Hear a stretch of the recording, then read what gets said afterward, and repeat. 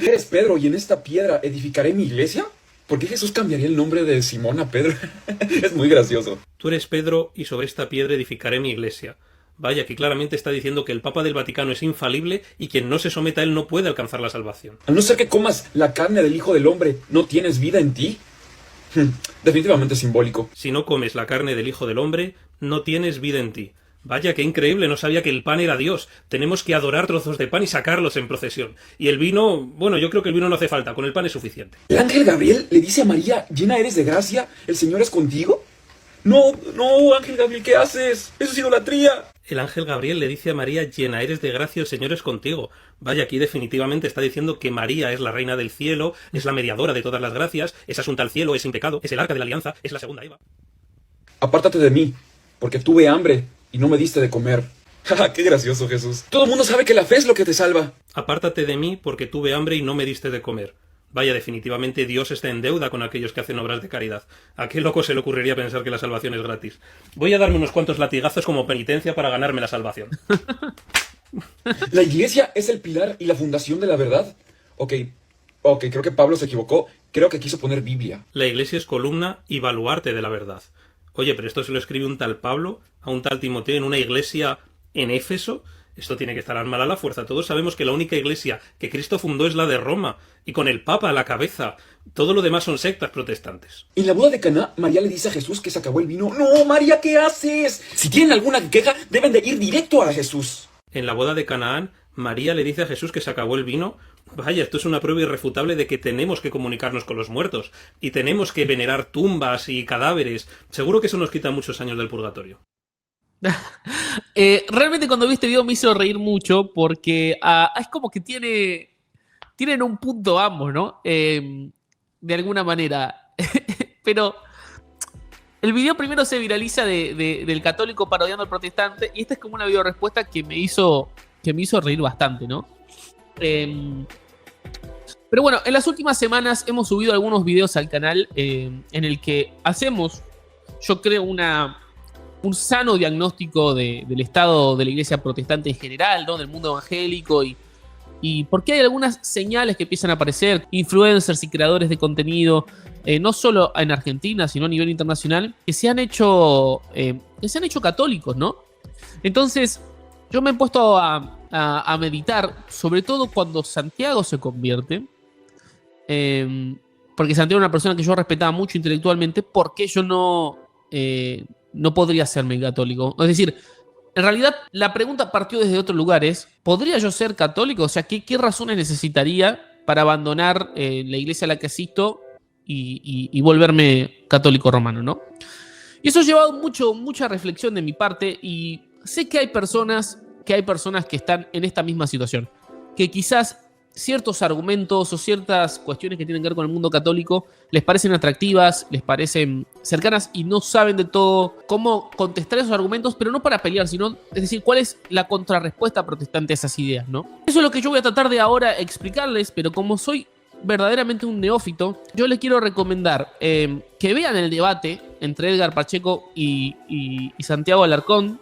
Vean este debate porque si están como con esta cuestión de que no sé, mírenlo porque Edgar sabe mucho más que yo y puede tener mejores argumentos seguramente, por lo menos para empalmar la situación, ¿no? Emparejar y decir, ok, hay buenas razones para ser protestante también, ¿no? Y además de eso, yo les recomiendo este diálogo entre los postreros de Adonai y Alarcón, que es este debate de sola escritura definitivo. Estos dos debates, yo también se los recomiendo. Se llama Juan Manuel Vázquez, me parece. No sé si es Vázquez el apellido, pero es muy bueno el argumento que da. Yo no vi a nadie explicar la sola escritura a nivel bíblico como lo explicó este tipo. Así que chapó. Y les digo, si ustedes quieren de alguna manera entender de verdad cuáles son las razones o buenas razones para mantenerse siendo protestante, yo les recomiendo que miren esos dos videos, ¿sí? Porque esos dos videos tienen muchísima más información y muchísima más profundidad que la que yo, un cristiano promedio, porque recuerden esto, yo no no soy teólogo, solamente soy un cristiano de a pie que lee, que investiga y que por alguna razón hay gente que me escucha. Soy cuidadoso con eso e intento prepararme, pero lo cierto es que hay gente como Edgar que están mucho más preparados que yo. Entonces, primero les recomiendo que vayan hacia ahí. Luego, ahora sí, José Manuel, no Juan Manuel. Dije Juan Manuel todo el tiempo. José Manuel, tenés razón. José Manuel, perdóname, hermano, de verdad, pero mucho, mucho respeto por eso, por tu trabajo. Ahora, dicho eso, yo sin ser teólogo y demás, de todas maneras necesito encontrar razones de por qué creo lo que creo, ¿no? Entonces, hay mucha gente que me ha dicho, sobre todo estas últimas semanas, que estuvimos subiendo videos. David, ¿a vos te interesa la historia de la iglesia? ¿Respetás a los padres? ¿No asumís que la historia empezó con Lutero? Entonces, ¿y qué motivos tenés para no ser católico, no? Entonces, déjenme serles honesto por un momento. Tenemos una infografía, porque como yo soy un neófito, necesito dibujitos, ¿no? Entonces, hemos armado una infografía para intentar explicar esto, ¿no? Entonces, quiero empezarles diciendo cuál es el dilema. Poneme la infografía en pantalla. No, ahí está. Quiero empezar diciéndoles que hay un problema, ¿no? Fíjate para la derecha, poneme un poquito hacia ahí. ¿Hay un problema? ¿Hay un dilema en el mundo protestante? Sí lo hay. Hay problemas reales. Aparentemente, la Iglesia Católica tiene historia, liturgia y es atractiva, y el mundo protestante está fragmentado y presenta cierto caos. Esto es real. Esto es real.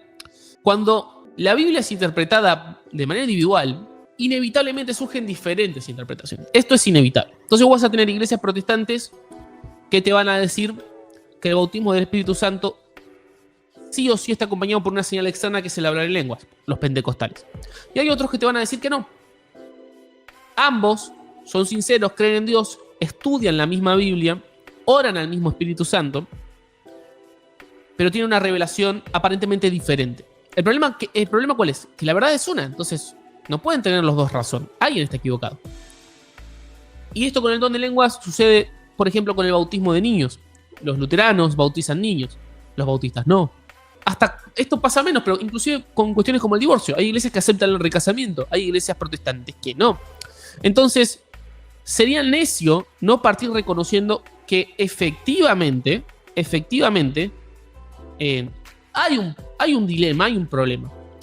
Y esto es el motivo inicial por el que Santiago se termina haciendo o le abre la puerta al catolicismo. Él después cuenta que tiene que ver la Eucaristía y el estudio de esos milagros, pero la verdad es que la puerta que le abrió fue esa. Tiene que haber una verdad.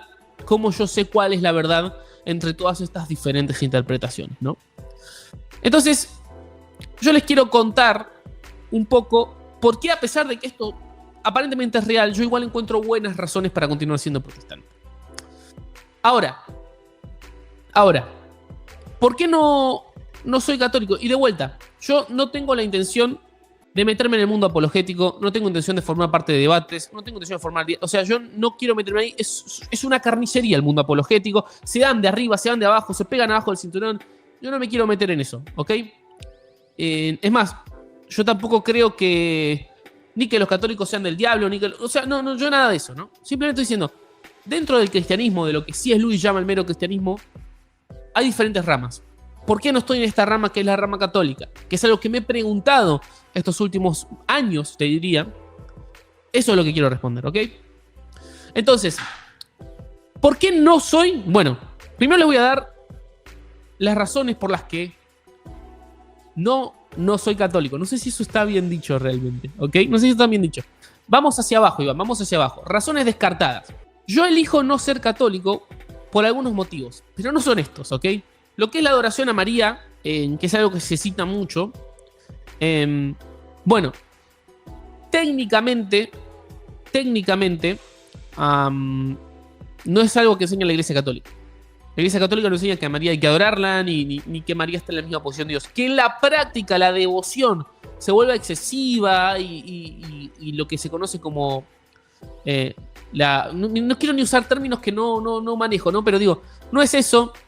No tiene que ver con descartar la tradición. Tampoco tiene que ver con que ellos hablen de la salvación por obras, porque lo cierto es que la gracia forma un papel muy grande dentro de lo que es el mundo católico. Entonces, todos estos motivos yo los descarto. No son esas las razones por las que yo no elijo ser ser católico. Entonces, ¿cuál es la razón? ¿Cuál es la razón? Bien. Para explicarlo tenemos que viajar al siglo II, ¿ok? En el siglo II aparecen dos muchachos, ya la Biblia o los libros que forman parte del canon del Nuevo Testamento están escritos, no existe un canon como tal, o sea, no hay una Biblia como tal, pero esos libros circulan en la iglesia primitiva. Entonces, Ireneo y Tertuliano, dos de los primeros padres en pelear contra herejes, es decir, cuando aparecían diferentes interpretaciones del cristianismo que claramente negaban que Jesús era Dios, que negaban la redención a través de su muerte y resurrección. Bueno, en ese contexto ellos escriben algo que se llama Regula Fidei, ¿ok? La Regula Fidei o la regla de fe era como una especie de resumen de la fe cristiana. Era como un protocredo, ¿viste? Como algo chiquito, pero que resumía todo, y quien negaba eso no era cristiano, y quien lo aceptaba, lo era. Yo les recomiendo que lo lean y lo busquen si les interesa, pero básicamente habla de que hay un Dios creador, de que Cristo nació de una virgen, de su muerte, su resurrección, su ascensión, del Espíritu Santo, y de que habrá una segunda venida o juicio final. Eso, en el segundo siglo, o sea, estamos hablando de unos 100, 150 años después de que Jesús dejó la tierra, o sea, es como la segunda o tercera generación después de los apóstoles. Eso, Tertuliano dice que es una regla completa. Dice que los apóstoles ahí en eso dejaron todo lo necesario. Y que, bajo mi perspectiva, si algo fuera esencial para la fe cristiana, tendría que estar contenido ahí. En lo que los primeros seguidores de los apóstoles escribieron como la regla de fe. Esta es la regla de fe. Vos no puedes ser cristiano si negás que Dios creó al mundo, que Cristo nació de una virgen, que murió, que resucitó, que ascendió, que hay un Espíritu Santo y que vendrá un juicio final. Esas cosas están ahí, ¿viste? Ahora, algo sobre esto que es interesante es que conforme el tiempo se va desarrollando, los padres empiezan a tener más argumentos contra los herejes, ¿no?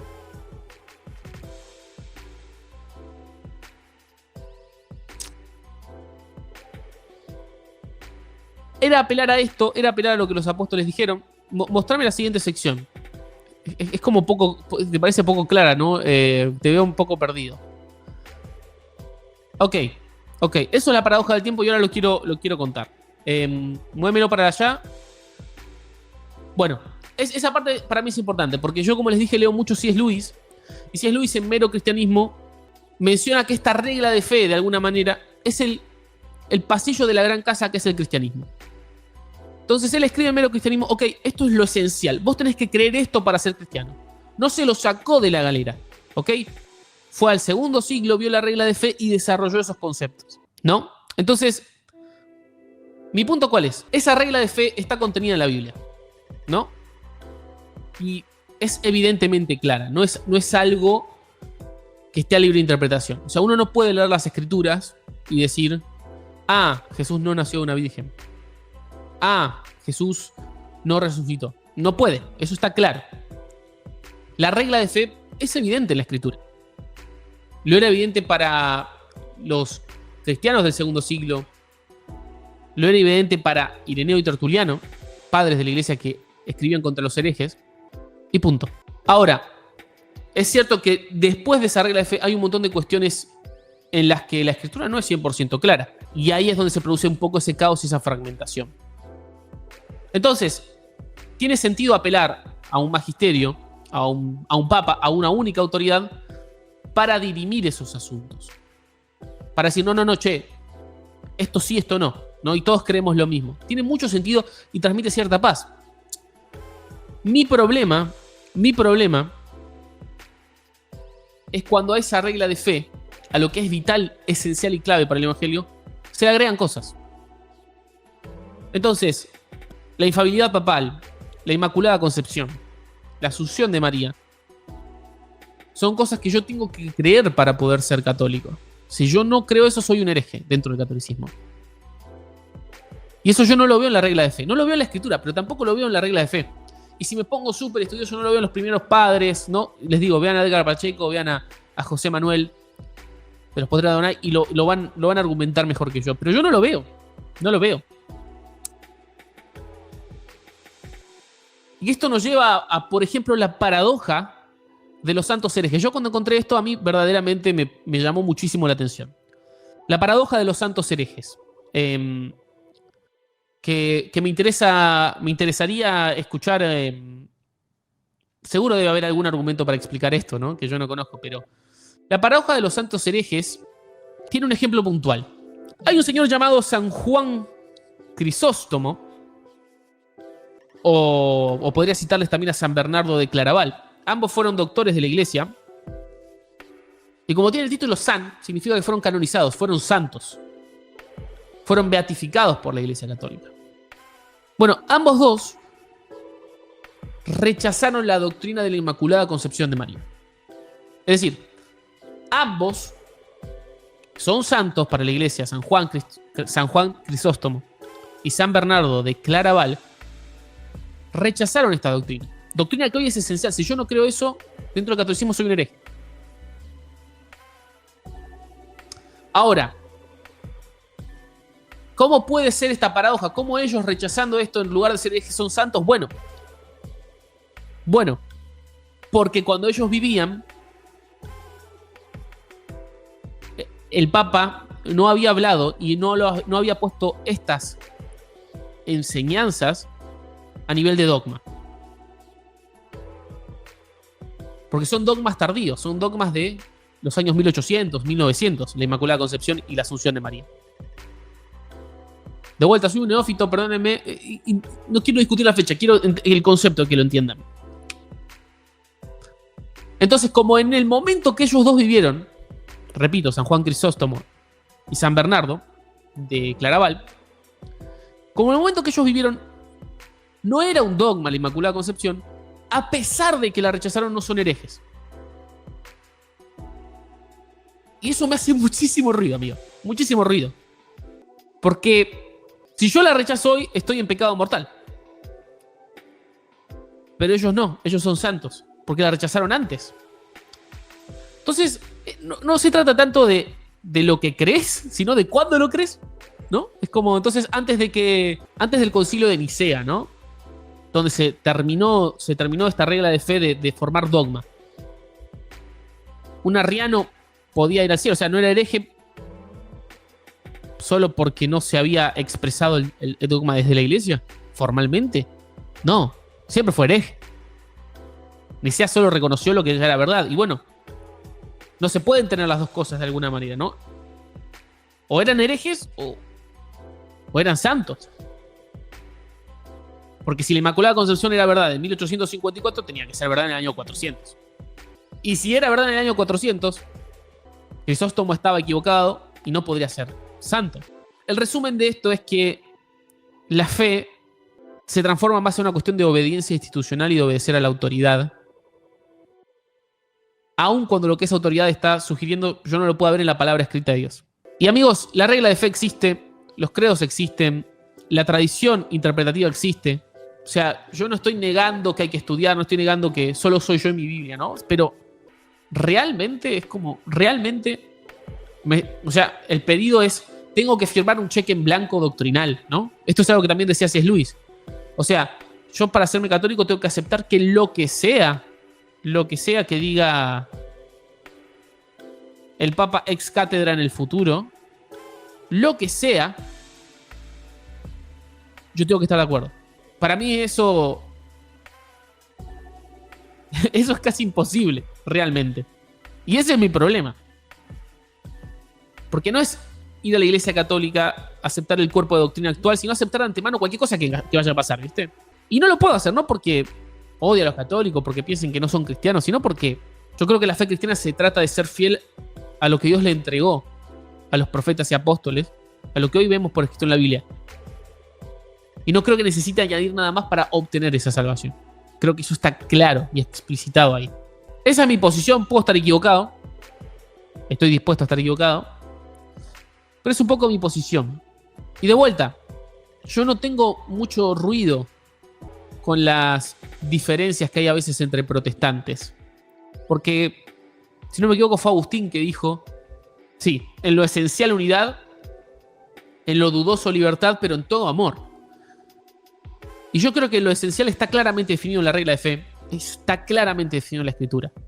Entonces en eso, yo creo que si estamos unidos ahí, bueno, en lo segundo, creo que hay libertad. Por más que haya una verdad, por más que haya una forma, una verdad contenida ahí. No creo que esas diferencias en lo secundario sean motivos suficientes para firmar este cheque en blanco, agachar la cabeza delante de un líder, de unos líderes, y que lo que sea que ellos digan es doctrina, aceptarlo. Esa es un poco mi historia. Y les vuelvo a repetir, no me interesa meterme en el mundo de la apologética, no me interesa ahora ir a debates. Yo les digo, José Manuel Vázquez, Edgar Pacheco hacen muy bien el trabajo del lado protestante. Creo que Santiago y Plasencia lo hacen muy bien del lado católico, y es realmente enriquecedor. Aprende uno mucho en esos debates y escuchándolos a todos. Realmente. Pero me quedo con esta frase de Agustín, ¿no? En todo tiene que haber amor. Sí que me van a tildar de hippie y todo, pero muchas veces en esos debates, si hay algo que no hay, es amor. ¿No? Y no es algo que quiero entrar. Solo me veo en la obligación de hacer este video porque hemos hecho 2 o 3 hablando del mundo católico y de alguna manera criticando al mundo protestante, y no quiero dar la señal de que yo estoy arriba de este barco. Arriba del barco de Jesús, arriba del barco del mero cristianismo, de la regla de fe. Y elijo congregarme en una iglesia protestante. Entro, como decía C.S. Lewis, en esta casa a una de las habitaciones.